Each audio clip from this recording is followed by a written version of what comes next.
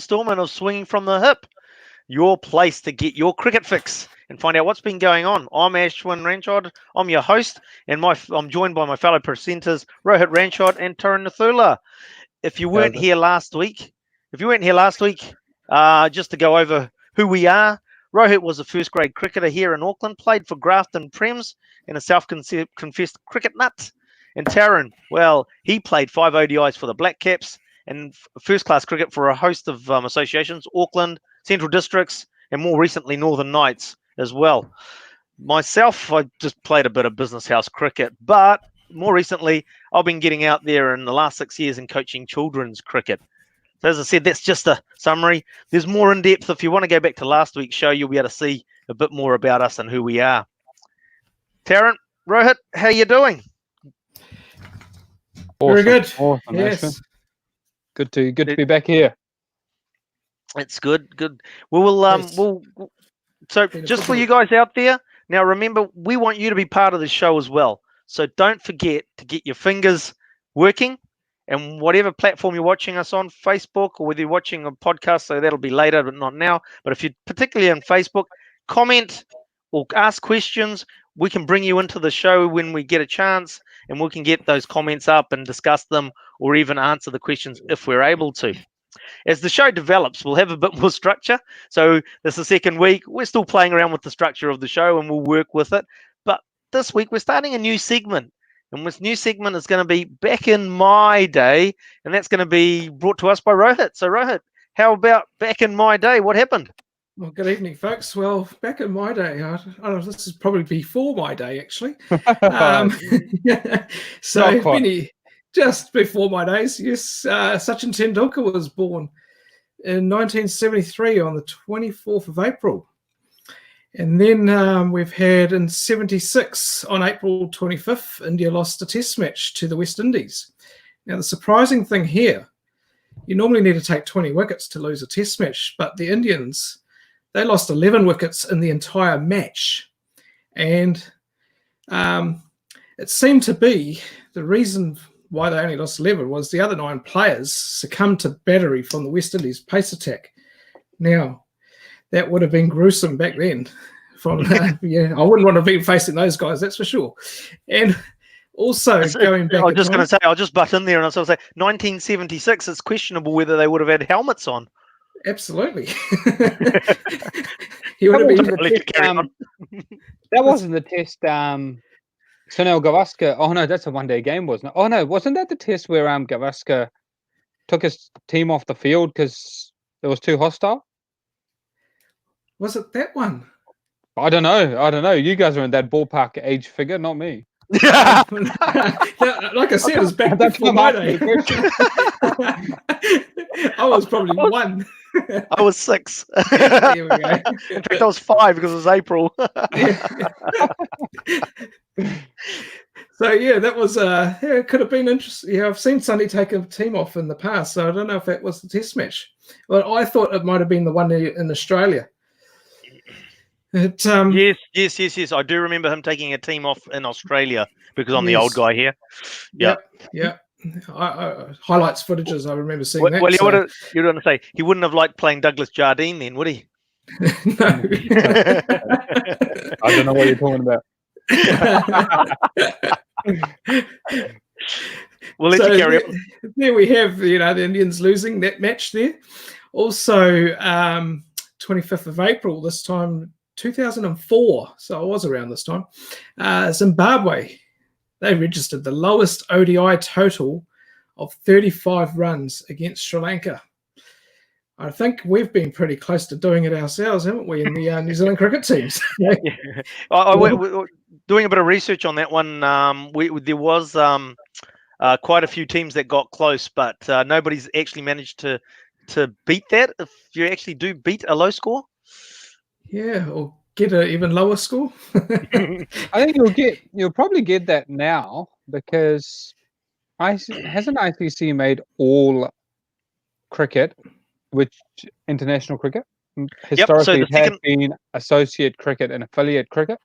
Yeah. Now, so the second lowest score is 36, and that's Canada against Sri Lanka. So you're right. Yeah, They're now leading.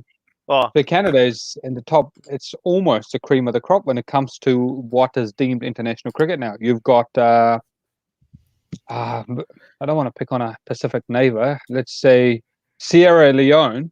If they're playing against Ghana, yep. that is classed as international cricket. Isn't it second tier international No, cricket it's still? international. So if it's T20, all T20 is now deemed international cricket, I believe. I could be wrong, and I'm sure Okay. I'm more than happy to be stand corrected there. But yeah, Now, using Taryn's latest ICC methodology, Simon Hughes in the chat room has just come on and said USA has managed to grab it from playing against Nepal by the sounds of it earlier this year.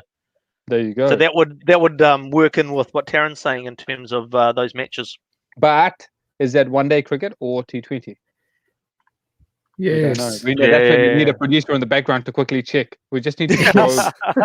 Should I quickly Google that one? I wouldn't be able to type fast enough. So yeah, it's interesting though, because I mean, you know, you had this two-tier system going on with the top nations and the second tiers, and you're going to get those low-scoring games potentially anyway. So does that really count as a real record? Oh, it is. It's Yeah. international cricket. It's country on country, team on Well, team. Yep. So Yeah, But less that's, cricket though. Hey, look. thought you don't mind, but it's the statistics are a bit inflated. Like before, Yes. someone like a Rashid Khan came onto the scene. He was playing, again, he was playing Bermudas and you name it, Suriname's in South America and all sorts, right? And his stats were better than, at some point, probably better than Shane Warne's. But You know, hey, look, guys, digressing totally from what Terrence's point is there, though. If we have a chance of some level, who cares where that country is, to take our record of 26 in a Test match innings away from us, we're all for it. Well, I'll let Sierra Leone take that record if it comes. Exactly. no disrespect to Sierra Leone. No, dude. no. I'm sure Gambia's worse. So yeah, it's an interesting one, but so Zimbabwe have still got it, so they're the record holders, shall we say, at the bottom end. And also moving on, we've got here 26th of April this time with Shoaib Akhtar. He became the first player to hit 100 miles per hour. Oh, is that right?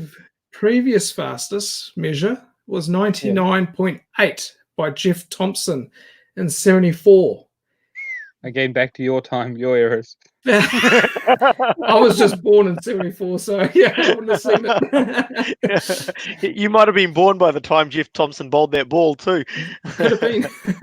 But This is like interesting. We were talking about it earlier today, weren't we, Roy? In terms of the factors that when you're measuring, even now that they've got the technology, because one of the things is with Shoaib Akhtar's ball back then, ICC didn't register as an officially over 100 miles per hour because they said that the equipment wasn't up to standard. So even in today's environment, using equipment that's up to standard, when the ball hits the pitch, depending on how far up the pitch it hits, it's going to affect the speed of the ball anyway, because it takes a hell of a lot of the pace out of the ball as soon as it hits the pitch. Taryn, you might be able to comment on that. I mean, a Yorker is going to register as a faster ball than something that's short pitched and going at the head. Yes. Well, yeah, I'm no scientist or anything like that, but I think, there is something. Yeah, sorry. Yeah. No, you're right. I think you're bang on. There is quite a famous, not necessarily a saying, but a chat that, like you get at sports clubs, that apparently Sunil Gavaskar said something along the lines of, look, had I known the bouncer was the slowest ball coming at me, I would have never left them alone. Because obviously that's what you're alluding to, right? The shorter it is, the slower it is off the wicket. Yep, that's it. So that's he didn't quite. But a bouncer feels the fastest. So why is that the case? Is it because it's coming at your head? Yeah, coming at your head. I wouldn't want to show up back to 100 Ks coming at my head, or miles per hour, should I say? But it's. I think it's true what you're saying there, Sean. If it's if the ball's pitched shorter up the bowler's end of the wicket, shall we say, than the batsman's end of the wicket, you'd have to think once the trajectories, once the ball's landed and the trajectory goes, is it going to go and take Well, off, or is it actually just going to do Kiss a tennis bally type of bounces? Yep. You know what I mean? So there's multiple factors there. In fact, is because a Yorker is going to travel the least amount of distance, whereas a bouncer is going to travel the longest distance. Well, if Hang you on, think that's about the it, other way around, isn't it? no, Isn't that the other way around? a Yorker will travel the least amount of distance. It's a straight line. We've now, It travels the furthest distance, though. Oh, right. No. If you're pulling the bouncers. Oh, look, we Yep. only get Yep. some really technical territory. Getting really. There you go. Hang on. We need to get in here. Tasif Stati's just logged in, and Yes. I think he's got far too much knowledge, so I'm gonna go with him. Listen, the speed of the ball picked up off the hand. Yes, Out of the hand. it is. Yes, it is picked off the hand. But Taz, tell us, is it? What? Ashwin, repeat yourself, and Taz might have a comment for you. In terms of the pace, or the end-to-end pace. So, saying what Taz's saying in terms of out of the hand, okay, that if that's the measurement. But for a batsman, a ball that's going straight at his feet on the full is going to come along quicker to him than a ball that bounces halfway down the pitch. Yeah, because it's traveling a further distance. There you go. You got a response there. Oh, there we go. Look at that. Get him on the show. Yeah, I reckon. What are these amateurs going? Yeah, I mean, This is amateur hour. Let's get into fucking rubbish. We're good at that one. Well, thanks, Tussie, for that. That helps us look a bit more professional there with it. Well, there we go. Yeah. Very interesting.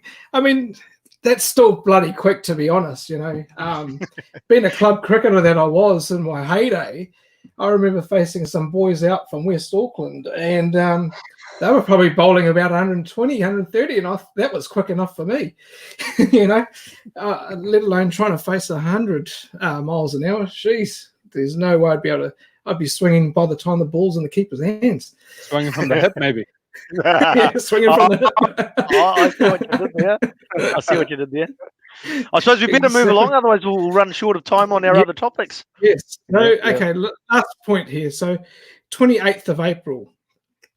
And here we have it, Aussies there again. They've racked up a hat-trick of ODI World Cup victories. And Clive Lloyd, he became the first West Indies player to play 100 test matches, his 100th against the Australians. Now, that was... Great Clive Lloyd.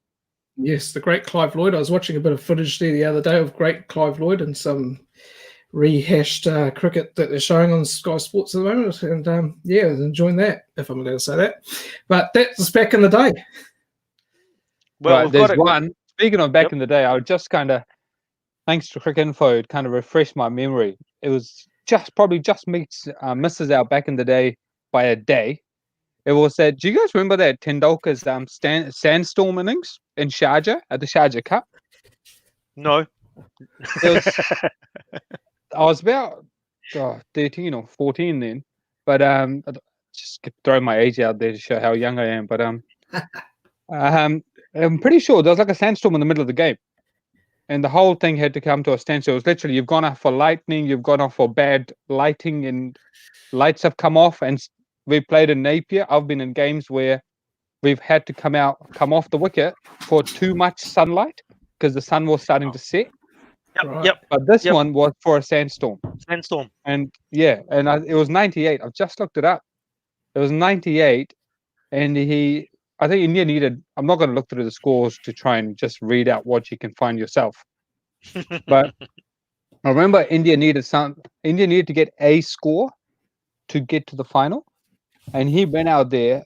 Yes, he was dropped once. I remember really well. Dropped by Damien Martin out in the deep, but he absolutely pumped it and got them into the finals. And then 2 days later, played Australia again in the finals, and then scored another 140 odd and won them the game. That was again this time of the year in Sharjah. Wow. Oh, okay. So if you get the chance, another back in the day. We'll look it up. We'll YouTube it. You might have to. Yeah. Hey, since we've been talking about the pace of bowlers, we've got a question from Stephen Harris in the old chat room there, a friend of the show in particular. And can you remember a bowler? Probably Taryn remember it because he's played more recently than Rohit has. But you too, Rohit. a bowler that actually scared the living daylights out of you while you were at the other end. Well, facing him. Good gosh. I remember. Now, my claim to fame is Andre Adams. So Yeah, right. I'll tell you a little story. I remember playing against him in the under-16s, and I was, keeper. And then back then you kept for half a game, and then you go and bowl for the other, bowl a few overs. And I remember him coming out to bat, and I actually got him out. He was furious. So, but that was my claim to fame against him. But I remember when we played against the Takapuna team, he cleaned our top order out off the full run-up, then came in off 2 or 3 paces and cleaned out the bottom order. And man, I tell you, he was probably the quickest I'd probably faced. Darren, yourself? Yeah, I was 16, just started playing Premier Cricket, and I remember coming across Andre Adams then at Eastdale Reserve. No idea who he was. People. Yeah, Yep. no idea who he was. Really couldn't care. I was just playing. I just so happened to pull one. I got hold of one, and man, he gave me a look. And the next one was quick. But life went on. I got a hand, single digits or whatever else. I couldn't care less. I got out and moved on. And then 2 years later, I think we just needed a handful of runs playing for Suburbs in a Premier game. He's playing for Grafton. The whole field is up, and I've made my mind up. If this is up, I'm going to pump him over mid-off. Completely aloof to the fact that mid-off and mid-on are up, that it's not going to be up. So I've planted forward, and he's bowled this rip snorter of a bumper on an artificial at Suburbs at Ken Maunda. Holy hell. I'm 36. That's 20 years on. I still remember it really, really well. So, yeah. Did it clean you up, or did it go past your nose? Oh, no chance. I've got to about there, and I went, oh, don't hit me. And then Lockie Ferguson, you don't want to face Lockie in the nets. Oh gosh, no. Oh, right. Yeah, Obviously really recently good. you've had the chance. Yeah, I've played. Well, he was my teammate for a few years. Yep. And it was really good when you look at the batting list for the batting plan for the day, and you go, "Oh, Taryn, you're paired with Lockie. Oh, sweet, he's not bowling to me, so that's good."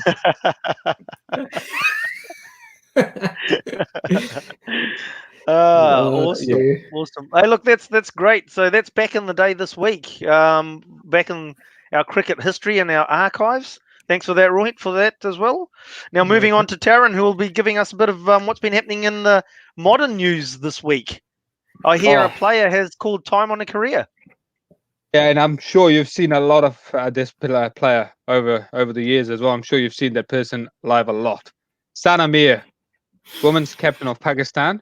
I can't say I've seen her play live or through the highlights reels, but quite a popular servant of the game. She captained 72 times in her 120 ODI appearances, fifth in the all-time wicket takers list, and she took just under 100 wickets in T20 games as well. So she's called time. Probably a good time, really, because I don't think anyone's playing any cricket for a wee while. No, nobody's playing. Everybody's called some sort of like a time on their career at the moment, sort of thing. So yes, well, yeah. So I mean, obviously she's done her dash and she's given quite a bit to the game. So congratulations to her on her success. I can say I did actually see a bit of her recently. Did you? Yeah, in the Women's World T20 that was played in Australia. So very, very, very handy batsman. The issue that you've got is that you've got your teams like your Australias and India that have got quite a proficient squad right through, and then you'll come down to even your New Zealands. I'll put into this camp New Zealands and your Pakistans and a few others that basically they've got some really star players, but they haven't got the depth through the whole team. So yeah, you feel like Pakistan sort of, and a few other teams suffer from that. The fact that they've got those players like Sana Mir, they've got that X factor, but you've got to have it through your squad, don't you? You can't just rely on the same players all the time. I've seen women's cricket, but I can't say. Yeah, I just for some reason, how you just kind of try and watch different teams because they play a different brand of cricket. Yeah, maybe because we just don't see enough of Pakistan cricket, but I've not seen her in action, so I'm sure she's a fantastic player. She won like the whole team's based around the one player type of concept where you got the best player type of thing. No, I think I think Pakistan's got a bit more to them, eh? Yeah, they've got about 3-4 players that are sort of good quality players. Right. Because when they were coached by a Kiwi, weren't they? Mark Coles from Hamilton. Yes, that's right. He coached them for a couple of years. I think so. Yeah. Well, so it must be good if they're getting coached by a Kiwi, eh? Yeah, well, exactly. Yeah, well, exactly, yeah. We'll move on to Umar Akmal, who's been in the news as well a bit. Yes. He's had one too many indiscretions, and he's finally found himself in hot water. And this time, it's not just a slap on the wrist. He's copped a 3-year ban for failing to report approaches. Do you guys think it's a bit harsh? 3 years? Look, I think so. It's a bit harsh. There's no way to say it. It's just like we don't know all the backstory, and just for our viewers out there and our listeners, we're hoping to get somebody in here who's a bit more au fait with Pakistan cricket. Hopefully on next week, that we'll go dive deeper into this one here. To get a better understanding, because on the surface of it, when you think he's being approached and he's failed to report it, you have got to think there's a few cricketers that will fall into that category. Well, yeah, you look like at Shakib Al Hassan, right? He copped 1 year just for failing to report. 2. So 2 years. 2 years. 2, but one was suspended, I think. Yeah, right. One okay. year might have been suspended, and really, he's not missing any cricket because no one's playing any cricket. No one's playing. Yeah. Well, so has he been penalised? I just thought it was quite a harsh sentence for just a failure to report. So makes me just wonder: is there a bit more to it? And if you don't have to be a genius to scroll through Google to see that he's got. If you Google Umar Akmal, there's a list of issues that have cropped up through, be it fitness and challenging and this and that. So it might have just been the last straw that broke PCB. But either way, he's got 3 years for his lack of comms, I suppose. Will that be the end of him? Will that be the end of his career? Because how old is he now? He's getting up there, isn't he? He'd probably be just touching 30s. But it really depends. I think if he's allowed to play franchise cricket, he might stand to make more money anyway. He could go to the CPL, BPL, NatWest, 100 in South Africa, and he'll probably earn enough. He's 29 at the moment. Yeah, 29 at the moment. Yeah. But if they don't get NOCs, then he's in trouble. Because do you remember when Mohammed Amir was banned? He went and played club cricket in Norway, and they found out. So he was proper indefinite ban. So it really comes down to what the fine print is with Umar. But again, that's sort of like the Aussies been banned for sandpaper gate, and they're still playing in the minor leagues, weren't they? Well, they came back. It was a staged type thing. Yeah. Was it actually no cricket or no mainstream cricket, but you could still play the lesser levels. So that's that. From there, Ashwin, you had a point there, didn't you? The person who was with him, was it Umar or Shakib's person? Well, Shakib, yeah. So the Shakib, Shakib was basically done for a very similar indiscretion as Umar Akmal, in the fact that for not reporting or declaring approaches made to him. The approaches were made by a Deepak Agarwal, who's an Indian businessman out of New Delhi, and he's also been banned, or for some reason he's got 6 months suspended. But the interesting fact is that he actually owns a T10 franchise, the Sindhis. So you got to think that that's got to be jeopardized, or taken off him as well. Surely, if he's been implicated in approaching players. Who knows what he's approaching them with exactly, but he's making those approaches to players. There's a lot of chat with all the downtime the cricketers are going through. There's reports of a lot of chat or chatter amongst corruptors or bookies trying to get hold of players through social media at the moment. Yep. And apparently there's invitations, trying to kind of invite them out to Maldives and Mauritius to come out. post the COVID, the bans. We're Yep. trying to get them out there with sponsorship deals. Well, interesting. Yeah, so Well, if you get a call to go out Yep. to Mauritius, if it's free, there's no such thing as a free lunch. Right? I'm going to throw one back at you now in terms of something that's just blowing up big time in the last 2-3 days is the boss, Christopher Gale, having his stoush with his former Taliwaz teammate, Sarwan. What can you tell us about what's going on there, mate? Look, it's unlike him, eh? It's really unlike him to not lash out, but actually just kind of finally open up. He is Mr. Cool. Everything he does is cool. Even when he does very little, he's still cool. It's what almost everybody wants to play their cricket like, really, in my opinion. But yeah, from what accounts, he's been moved on. There was a transfer window, not a transfer window, but there was a deadline where teams had to name their players. Scouring through the internet and looking through all the articles out of the Caribbean, he wasn't told. He wasn't told that he was surplus to requirements. He's made it clear when he left St. Kitts a couple of years ago and came back to the Taliwaz that he wanted to finish at home. He's obviously Jamaican. He wanted to finish with the Taliwaz. He wanted to play at Sabina Park. He wanted to be in Kingston. Right? That's who he is. Yeah, man. He wanted all of that. He couldn't get it. But this is a disappointing part. There was zero comms. They kind of just left him out in the cold. He only found out when, again, it's all out there. It's not inside knowledge. This is common knowledge. It's the CPL that understand that he is bigger than CPL, contacted him and said, hey, we don't see your name on the list. Wow. And he's putting this down to Sarwan.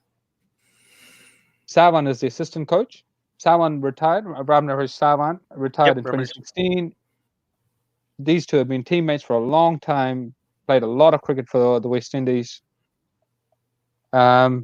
Obviously, he's not. There was no Sarwan. Again, you scout through the internet, you read that Sarwan is an ambitious man. I'm going to sit on Gale's side of the fence on this one. And if Sarwan's ambitious, Sarwan sounds like, according to Gale, he's making plays to take over the team. If you want to take over the team, you don't need somebody that's bigger than you in the way. So he's tried to sideline Gale. Russell's just come out and said it is the weirdest cricket franchise he's played for. Yeah, I saw that come out just before the show when I was reading up a few things. It's just like, how is a team weird? Any ideas? I mean, you played across many teams. You've been around. How can a team be weird? I don't know. You haven't played any weird. You come across some weird cats. I'm one of them. But yeah, we didn't want to say anything. I think again, it's just things that aren't. Maybe it's just when at that level, and I've never been involved there. It must just be down to transparency, the lack, or in this case, the lack of transparency in what's going on, and a surprise to the players. Lack of respect for guys of that stature and not involving them in the conversation is probably where they're a bit disappointed. Yep. But yeah, it's actually really funny. If you guys get the chance, get on YouTube and actually listen to him. He does, in his very Christopher Gale way, pour his heart out, and he calls it, and he kind of keeps it to the current climate as well. And he goes, Sarwan's nickname is SARS, right? SARS is COVID's family, right? Yeah. You are worse. SARS, he goes, SARS, Ronnie, Sarwan, SARS, you are the disease, you're worse than the COVID. It's actually funny. So he's almost, it's interesting you saying that, because it's almost like he's losing his cool a bit there, isn't he? He normally keeps it contained. He keeps it managed. He deserves the respect, I think, and if they were willing to let go of him, they probably should have been up front. But this is one side of the story. I'm sure Sarwan's got his own version, and I'm sure it's going to be through the Guyanese Observer over the next couple of days, because obviously he's from Guyana, he's Jamaica, so yeah. The conflict. Well, And then basically just some more breaking news just before we sort of came to air. It's sort of come out today from our understanding is Cricket Australia has just released their contracted players list. And I suppose some of these names are expected, some of them maybe not, but some big names missing there. Kawaja, Stonis, the senior Marsh missing. So what are our thoughts there? Well, I know we've got a former Australian employee, well, a person who worked for Cricket Victoria and Cricket Australia tuning in. So I hope he drops in a comment and gives us his insights. Hussein Hanif is a Kiwi who's been based out of Australia. He's just come back home. He's actually been in quarantine. So hopefully he'll give us a couple of thoughts on what he thinks about them. But Kawaja has fallen out of favour, eh? He's had a good run. He's had a good run. He had his opportunity. I'd say I'd put it more the fact that he's had his opportunity, and then you've had a Marnus Labuschagne coming along, and the kid's been phenomenal, isn't he? And really taken probably Kwaja's spot. Yeah, you'd have to say, wouldn't you? Well, he gave it up. Was it through a concussion? In the Ashes, I can't remember. Somebody got concussed, and then Labuschagne came on and batted, scored a 50, and then I think he stayed on maybe. Right. Okay. Well, he was in the squad, but he came into playing 11 as a concussion substitute. Beyond me, I thought he was picked into the team, but yeah, that's interesting. I mean, Usman, he's one of those guys that you rated quite highly, but underperformed, doesn't he? And results wise and that sort of thing. I mean, he's had the odd game here and there where he's done quite well, but for a consistency and he's that never been type of performance, he hasn't he? No, he's never been consistent. He was basically, and we've seen a few on our side of Tasman too, hasn't he? It's just like, I can't think of a better term. It's not really the situation 100%, but a flat track bully. They do really well at that sort of domestic level. They rack up the big numbers, but when they get the old tested in the white hot atmosphere of international cricket, it gets a bit tougher. They were just as we were talking about that concussion sub. Taz has just gone in and popped in saying it was Steve Smith that was hit by Archer. Oh right, they got Labuschagne got into that. Yeah, that's it. Yeah, but I think Usman Khawaja is better than that. I think that's a bit unfair on Khawaja. He's a bit better than our first class bully who never quite made it. Yep. He's probably just battled. Is he one of these guys that's always had the axe falling on him and always thought always had the pressure of the axe?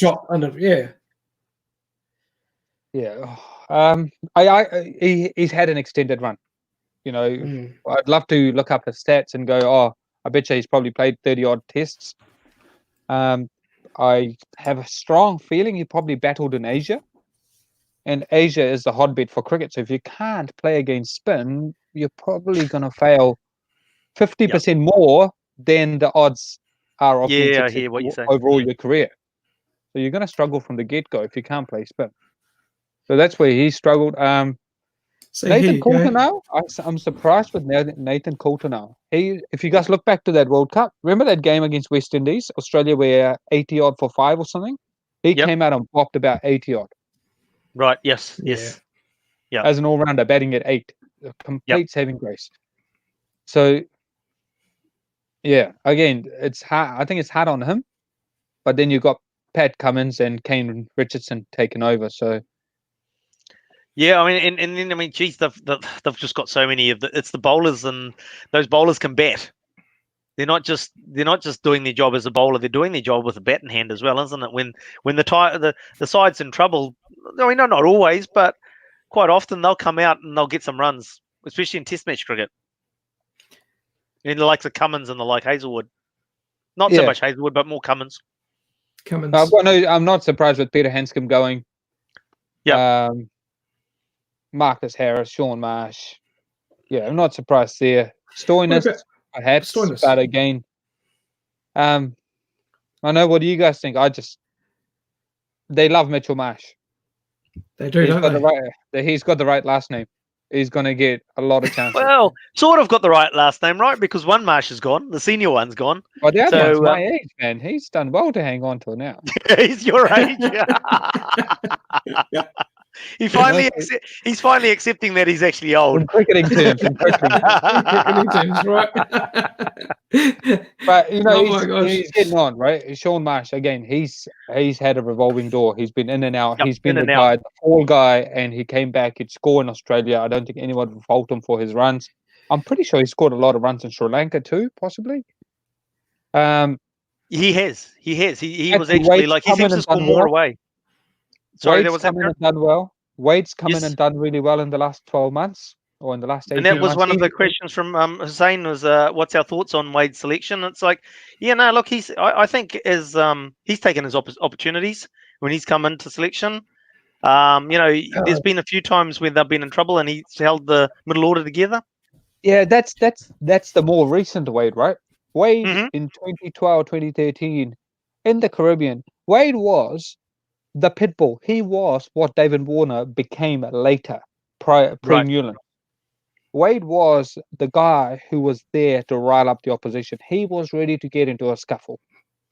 He was there in your face attitude with very, very little returns. And then he got bent off because Cricket Australia said, hey, we needed a keeper who can bat and catch, not just talk. And they went, especially catch, and they went for Peter Neville from New Right. South Wales for a short period of Right, time. yeah, Peter Neville. Yeah. Oh, yes. Yeah.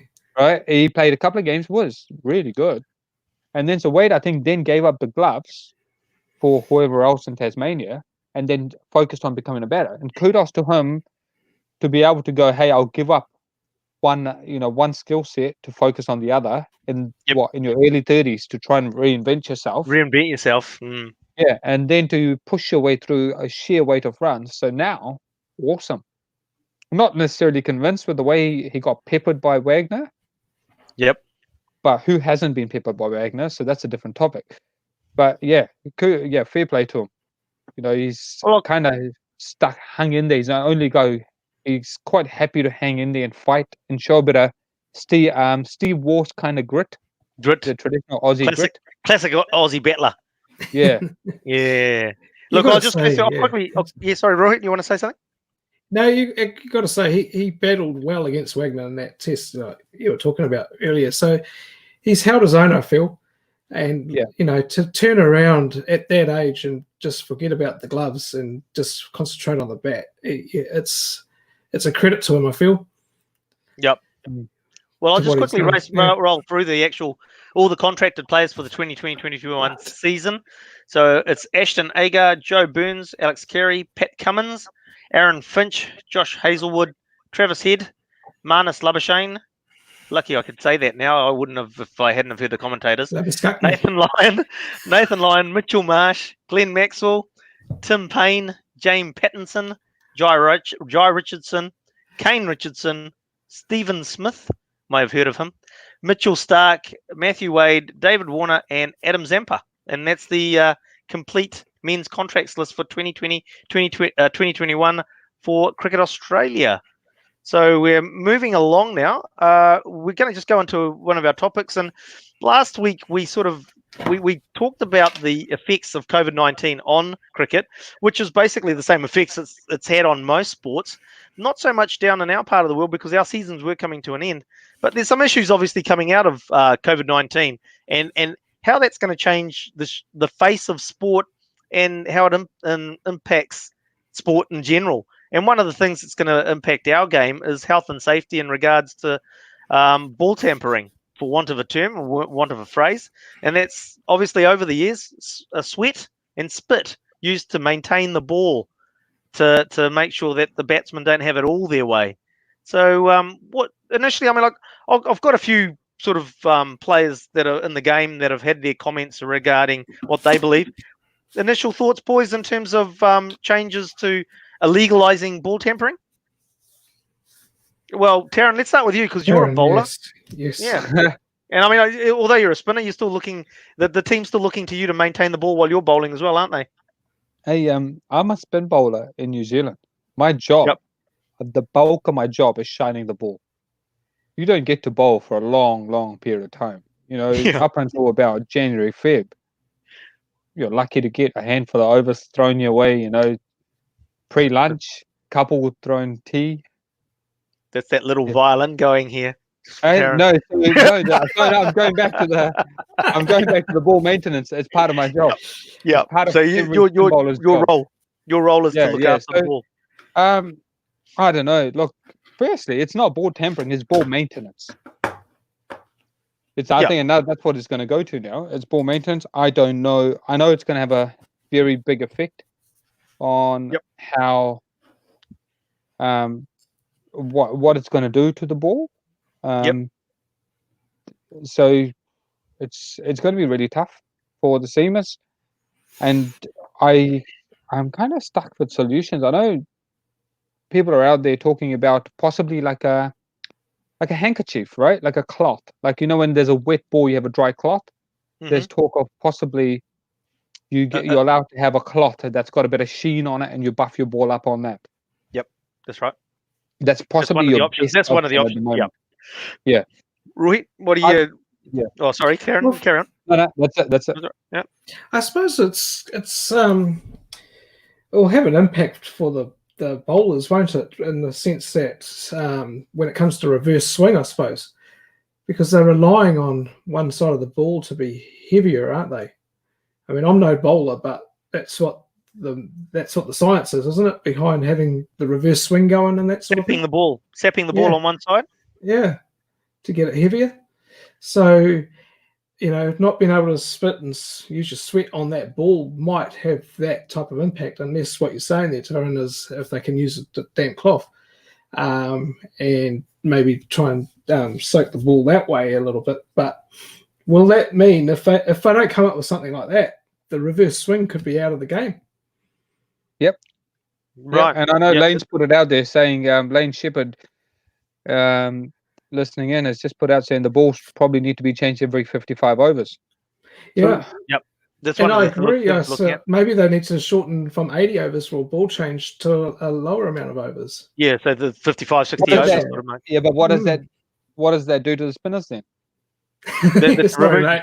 You might have to keep cleaning the ball. But you're there to polish the ball. You just told us. You can't polish the ball anymore. And he goes up and get his handkerchief off and then do that. Look, I just wanted to say something else. It's like, as Taryn's alluded to, and you know, the fact that I'm a lot older than these guys, and I remember when I first started watching Test cricket in particular, and you know, that ball was a ruin at the end of 80 overs. It was an absolute ruin. And then you watch cricket these days, and it's just like, at the end of 80 overs, it's in bloody good nick. One side's still usually shiny, unless there's concrete terraces that it's been going into, but there's not many of those left. So it's actually an interesting how the evolution of the maintenance of the ball in the game, where you go back to when, as I said, I started watching Test cricket in the 70s, and that ball would have part of the seam falling apart, and you know, threads coming off and etc. It's a very soft cricket ball by the end of 80 overs back in the 70s. These days, yeah, it's a very well maintained ball because the spinners are looking after it so well. The balls have also come a long way, though, eh? The technology has evolved. Developed technology. The balls are much better, yeah. Okay. A few years ago, I'm sure, I'm happy to stand corrected here, but they used to be hand stitched, the stitching. Yes, they did. And then they moved to machine stitch. Right. And apparently that changed some of the ball performance as well. So back then, there was a lot more precision with the hand stitch. Yeah, because I remember a story. I don't know whether this is true or not, but you know, before a test match started, the Richard Hadley would get a box of balls and he would go through and count the stitches on the ball. And the one that had the most stitches on is the one that he would use and start the game with. As well. Yeah. Whether that's a urban myth sort of thing or not, I don't know. But you know, in terms of what you've just said, it seems logical, doesn't it? If you're getting a hand stitch ball, which is going to be random, that you'll go through and try and find what you believe to be the best presented ball that will be beneficial for you. I know there's some theories around, and I'll try and do a bit more due diligence on this, but I can't remember who it was who told me, but you can pretty much get these cricket balls, this top end cricket balls. You can put them out in the sun, Hmm. and you get them to bleed in a certain way, or like just with the sun, and you can get it Yep. to start altering its performance from the get go. So you can put it one side, get the heat on it, Heat on it. and then you can start playing around a bit. And I Yeah, I think it's think probably Taz who told me because he knows a lot about cricket and Taz cricket has. gear and balls. Yeah, Taz. Yeah, and we spend a lot of time talking cricket, so I'm probably him who told me. Just in the chat room, Tassif saying that the Dukes are still hand stitched, and I believe that the Dukes are. I remember seeing a documentary recently where I saw them actually still being hand stitched. So I think that they still the case. Still the case. Look, just going through the views around the world, so to speak, on this topic. That Simon Dool, basically, who started this whole thing off, or was at the start of it anyway, believes that if you take the old spit and polish away, you have to replace it with something to maintain the ball. You've got David Warner, who, along with Michael Holding and Weka Eunice, who believe, what is there to change? Why are they stopping spit and polish? David Warner just basically sees no reason to stop spit and polish. But Michael Holding and Weka Eunice going, well, if they're going to be putting biosecurity measures in place, surely you've taken the risk of contamination away so you can allow spit and polish to happen, because you've still got the ball going from hand to hand and therefore transmission happening if the person's got it. So they've got a valid point there. But if they were to make spit or sweat on the ball illegal, then Alan Donald having the opposite view, and totally the opposite. He's saying legalize it. It happens anyway. There's ball tampering of various sorts going on anyway. When the ball's getting thrown in from the boundary, you're trying to bounce it in, one bounce in. The umpire's saying to the boys, keep it up, boys, keep it up. But who listens to that situation? You're throwing it in to get it on the bounce so that you can scuff the ball up a bit, right? Once you go down that road, though, it's like first you Yep. legalize marijuana, right? And then then what? It becomes the Then what? norm. What's next? You go Yep. and what next? You move to P, and then you move to glue. Everything starts to become legalized. People are Yes. always going to look for that 1%, that extra edge, right? So I Yep. don't know if that's the right way to go. Plus, it's a bit of a knack. It's a skill. Not if you can't legalize it, if you don't, yeah, you can do it, but you're allowed in professional sport to push the boundaries without, or Yep. push the rules without breaking them. And that's what these players are good at. The top end guys know how to do it. Yes. Throw it subtly, Yes. throw it subtly, shine it away. The guys in Pakistan, they are fantastic. We had a wonderful overseas player, not the season gone, the year before, Junaid Masood. He was an absolute magician with an old ball. You could give him an 80-year-old ball, 90-year-old ball, and he would get it to sing. Yep. And you can put that in any domestic player's hands. He'd be like, ew, I'm not bowling with this. Again, that's a skill. Yeah. Because that's what you Absolutely. use, Getting right? what you Those get are out of the the ball. tools of your trade. And Yep.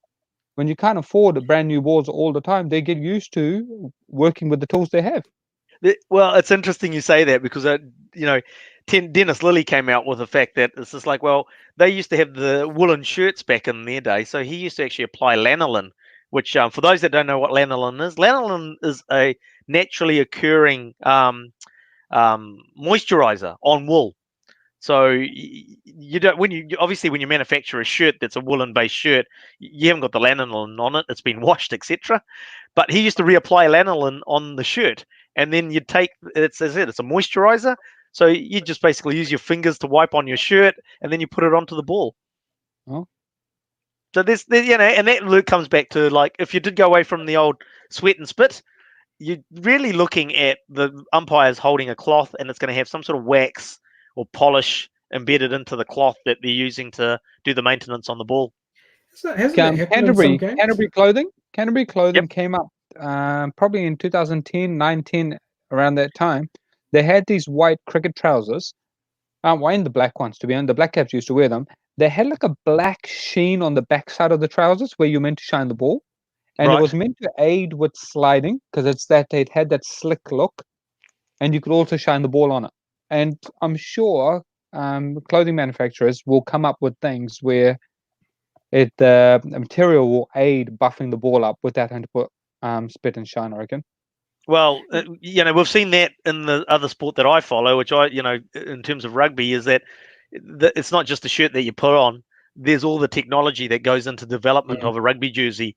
And as you say, this is like, that's where now the jersey manufacturers, the kit manufacturers are going to come in and say, okay, how can we assist the team that we're supplying with technology to maintain the ball? On that note, fun fact, right? Yeah. During the 2019 Cricket World Cup, Sri Lankan cricket shirts were fully recycled. What, they washed them and used them again? No, the fully recyclable recycled Materials, right. Fully Yes. recycled, all the shirts. Yep. That's been happening a bit recently. Just in the Super Rugby, the New Zealand franchises, they had an alternate strip which was made from plastic drip bottles. So for Steve in the old chat room, their Coke bottles were recycled and turned into rugby jerseys. I just want to know. I mean, yes, you can What would get you the like to know? material. The material and the clothing can improve in that to buffer the ball up, but I mean, that's only going to help keep the ball protected, right? It doesn't help to vary the weight of the ball. Weight distribution. That's right. And that comes back to that reverse swing that you mentioned earlier in the piece. Yeah. Yeah. So, and I'm sure it's happened in the past where people have probably had sunscreen in their pocket or something like that and applied that. I don't think it works. I again, not a fast bowler, but I don't know if sunscreen works. Right. That's why, remember, Michael Atherton had that, he had dirt to try and rough it up. Yeah. They've used Vaseline in the past. Yeah. Lollies. Yeah, Mentos. Faf du Plessis Mentos. Yeah. But this is great because this actually leads us, and for those in the chat rooms and listening on podcasts, what we would like to do actually is to get some experts in areas to come in. So we'll look to try and get a fast bowler in to that we can sort of talk about fast bowling techniques and going from how to bowl faster to we can talk about ball maintenance and how you can do reverse swing, etc. like that. So that'll be great as well. Hey, we should try and get Ian O'Brien on the show. He's been quite prominent in that space. Remember Ian O'Brien? Yeah, I know Ian. Yeah, absolutely. Yeah. I mean, it would be interesting to see. In the UK. Yeah, what's that, sorry? It'd be interesting to see exactly what those guys would think when it comes to that spit and polish versus rubbing it on your shirt that's going to keep the ball protected and maintained. Imagine coming up with something like a hand sanitizer that also doubles up as shining the ball. Shining the ball. There you go. There we go. There's a business opportunity. Someone can get onto that one. A show full of Indians with a business opportunity. Yeah, that's a bit stereotyped. Hey, look, we'll move it along because we're quickly running out of time. And I'd like to get onto this because this is a great little topic, and it's really interesting because England could end up playing their season out in Abu Dhabi. So Abu Dhabi Cricket has contacted ECB about an opportunity to host not only internationals out there, but the county championships, and I assume the 100 as well. Which is their version of the IPL or T20 match championship. What do you reckon, guys? England to the Middle East? Well, Middle East, but you know what I mean. Wouldn't be the first time they went out there. No, I reckon it's a good idea, isn't it? Because USA might turn up next. Oh no, wait, they're already there.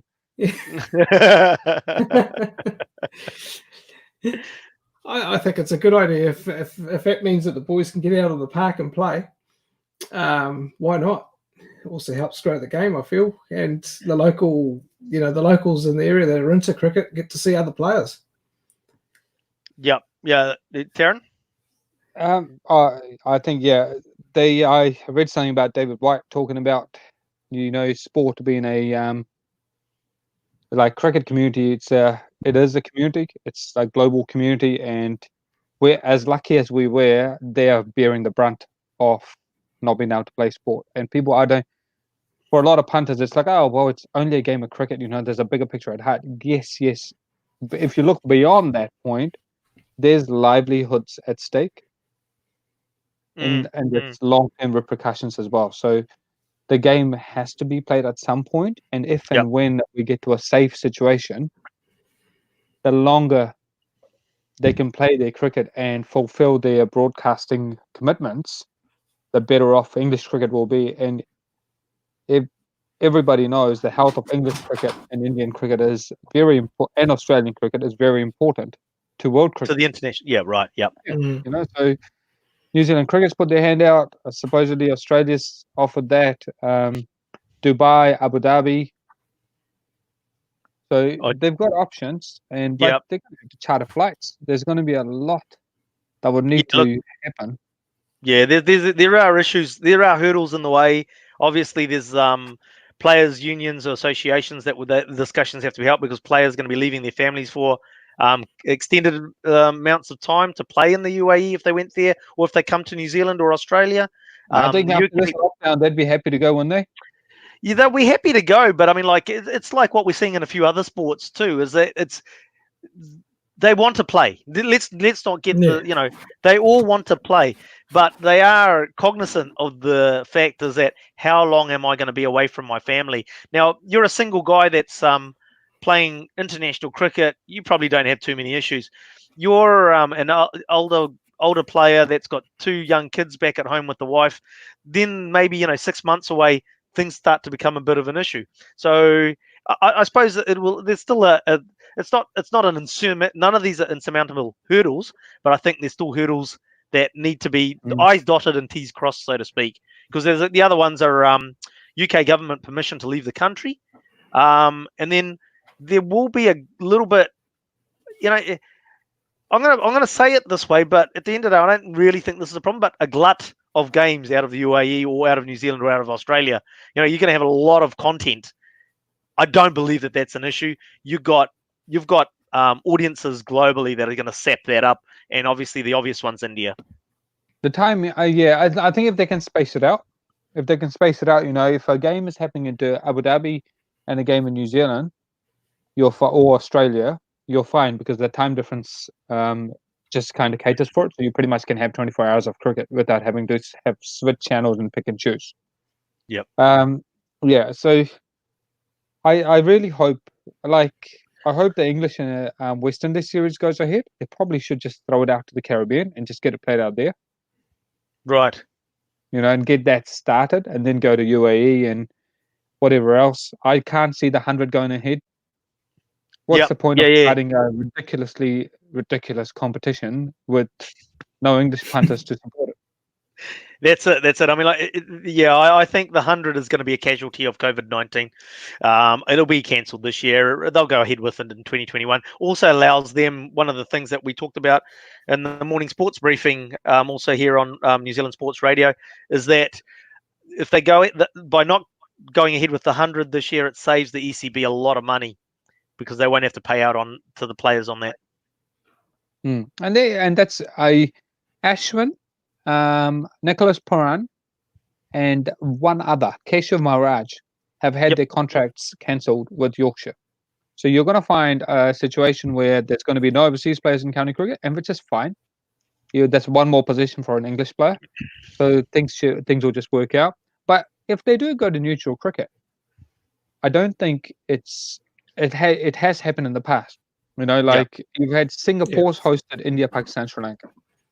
I don't know if you guys remember, in the mid-90s, Toronto hosted the Friendship Cup between India and Pakistan.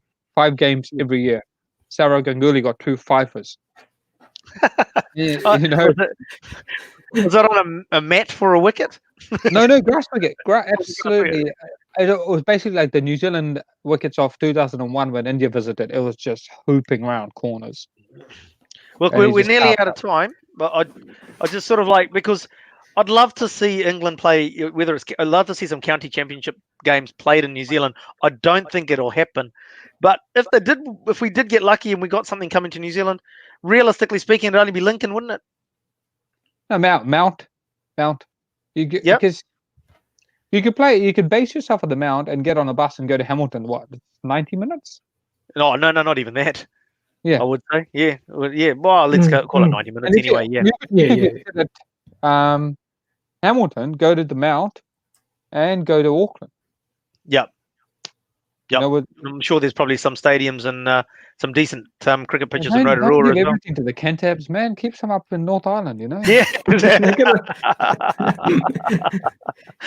they're the going to figure out facilities how though? they're the saviors of cricket and all that. You know, Auckland's good. Yep. But- Auckland's The great. Mountains 2 hours away. They've They got might the have facilities, Queenstown haven't 3 hours away, but they? Yeah. And obviously, the other logical place that I mean is that let's hold it around Auckland or it's just out of the mount. But Queensland's another one because we've seen quite a few New Zealand teams actually as a warm up tournaments, almost in the winter, go over to Queensland to play games.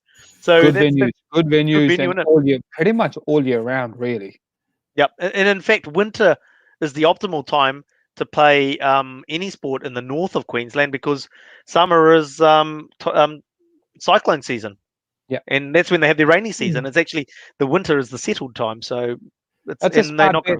going If they come all this way out, you know, you'd think from with your business hat on, you'd probably take the Queensland one because they've got enough grounds. They've got great weather. You know, the weather almost is guaranteed over there. Yeah, so they've probably have. Unfortunately, they probably have a bit more options. What about out Yeah. Perth? I don't know. Never been out there. don't have been out there. Wild I West. just wonder because that's the same sort of thing too, isn't it? Weather all year round cricket, you'd think over there. Yeah.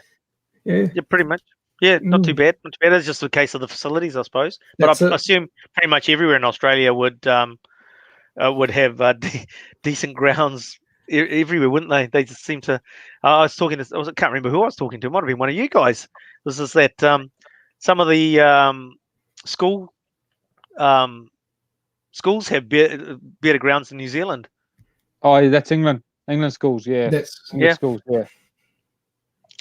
Oh well, guys. Hey, look. Mm. We better wrap it up now. Otherwise, we could waffle on forever, couldn't we? We love talking the sport. We could look. Just to our people that are listening in the chat rooms, listening live, listening on the podcast. New Zealand Sport Radio. Look, we've got a lot of shows happening. You've got the Rugby Chat show on Tuesday nights at 8:00. You've got Do You Know Your Sport? That's on at 8:00 on a Wednesday night. And if you want to be on that show, look, drop us a DM or drop us a email or contact us in some way. Let us know, even in the chat room. We'll come back to you and get you on your show there, and you'll be competing against another team for the ultimate prize, bragging rights. So we've got that. We've obviously got Swinging from the Hip on Thursday nights at 8:00, and also keep an eye out for the long chat, which is generally broadcast at about 2:00 during the week. And if you subscribe, do all those sorts of things and share. Make sure you share New Zealand Sports Radio, and that'll come through on your Facebook feeds to give you a notice on when these things are popping up and what time. What's that? The podcast. And the podcast, yes. Make sure you download those podcasts and give them a listen and get that happening. So, look, everybody that has been in the chat rooms, Taran, Rohit, thank you very much for joining us tonight. And we'll leave you and see you again at the same time, same place, Thursday, 8 p.m., right here on New Zealand Sport Radio. Thank you very much. Cheers, guys. Thanks.